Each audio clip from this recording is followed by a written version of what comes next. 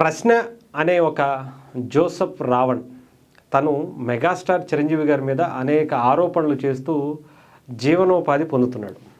అతనికి వేరే పనేమి లేక వేరే పనేమి చేతకాక ఇంకా అదే పనిగా పెట్టుకుని మెగాస్టార్ చిరంజీవి గారి మీద ఆయన కుటుంబం మీద ఆయన కుటుంబ సభ్యుల మీద ఏదో ఒక వీడియోలు చేస్తూ దాని ద్వారా వచ్చేటువంటి వ్యూస్తోనే ఛానల్ బాగా పెరుగుతుంది, డబ్బులు బాగా వస్తున్నాయి అని చెప్పి గ్రహించి ఇంకా అదే పనిగా పెట్టుకున్నాడు.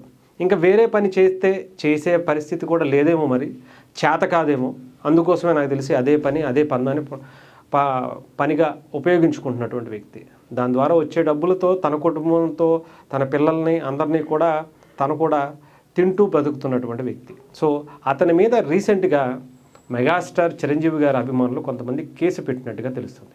సిరిసిల్ల పోలీస్ స్టేషన్లో అతని మీద కేసు నమోదు చేసినట్టుగా తెలుస్తుంది.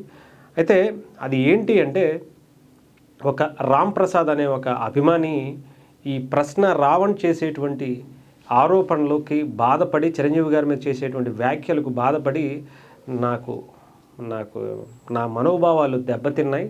చిరంజీవి గారు అనే ఒక గొప్ప వ్యక్తి, దేశంలోనే రెండో అత్యున్నతమైనటువంటి పురస్కారాన్ని అందుకున్నటువంటి వ్యక్తి, ఎంతో కష్టపడి ఈ స్థాయికి వచ్చినటువంటి వ్యక్తి, ఎంతోమందికి ఇన్స్పిరేషన్గా ఉండేటువంటి వ్యక్తి, ఒక దైవం, నా దృష్టిలో ఒక దైవంగా నేను చూసేటువంటి ఒక వ్యక్తి మీద ఇలాంటి ఆరోపణలు చేస్తూ చౌకబారు మాటలు మాట్లాడుతున్నటువంటి వ్యక్తి వల్ల నా మనోభావాలు దెబ్బతిన్నాయి.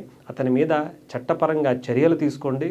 అతను మాట్లాడేటువంటి భాష కావచ్చు, ఇష్టానుసారం మాట్లాడేటువంటి వ్యాఖ్యలు కావచ్చు, చాలా తప్పుగా ఉన్నాయి. సమాజంలో వాటి వల్ల ఇబ్బందిగా ఉండేటువంటి పరిస్థితులకు వచ్చేటువంటి అవకాశాలు ఉన్నాయి. ఇది ప్రస్తుతానికి హైదరాబాద్లో ఉన్నటువంటి సివిల్ కోర్టు కూడా చిరంజీవి గారు దాన్ని అప్రోచ్ అయినప్పుడు ఆయన ఫొటోస్ కావచ్చు, ఆయన వాయిస్ కావచ్చు, ఆయన పేరుతో ఉండేటువంటి అనేక ఛానల్స్కి నోటీసులు కూడా పంపించడం జరిగింది. ఆయన పేరుని, ఆయన ఫొటోస్ని తప్పుడుగా వాడుకోవడం అనేది జరగద్దు అని చెప్పి ఇప్పటికే కోర్టు నోటీసులు ఇచ్చినా కూడా ఈయన ఇదే రకమైనటువంటి ఆరోపణలు చేసుకుంటూనే వస్తున్నాడు. ఇతని మీద చర్యలు తీసుకోకపోతే ఇలాంటి అంటే వ్యక్తులు సమాజంలో ఇంకా పెరిగేటువంటి అవకాశం ఉంటుంది. ఇలాంటివి ఇతను చెప్పేటువంటివి అన్నీ కూడా నిజమని నమ్మేటువంటి పరిస్థితులు కూడా వస్తాయి. సో అతన్ని ఇక్కడతో ఆపాలి. కులాల మధ్య, మతాల మధ్య, ప్రాంతాల మధ్య ఇతను చిచ్చు పెట్టేటువంటి అవకాశాలు ఎక్కువగా ఉన్నాయని ఆయన ఆలోచిస్తున్నట్టుగా తెలిసింది. అతనితో నేను కూడా మాట్లాడాను, రామ్ ప్రసాద్ అన్న అతనితో. సో అతను కూడా ఇలాంటివి ఈ వ్యక్తిని ఇక్కడితో ఆపకపోతే కొన్ని కులపిచ్చులతో చిరంజీవి గారిని చూడడం ఏంటి, చిరంజీవి గారు అనే వ్యక్తి ఈ స్థాయికి వెళ్ళడంలో అన్ని వర్గాలు, అన్ని కులాలు కలిస్తేనే మెగాస్టార్ అయ్యారు అని చెప్పి ఆయన చెప్పడం కూడా జరిగింది.